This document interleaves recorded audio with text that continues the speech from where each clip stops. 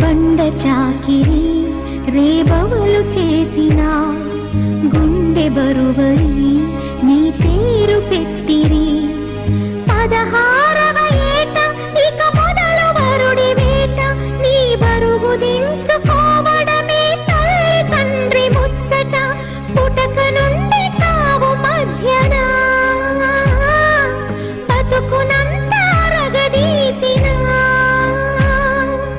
ఏ జీతము ఏ సెలవు ఎరుగని ఒక దాసిరి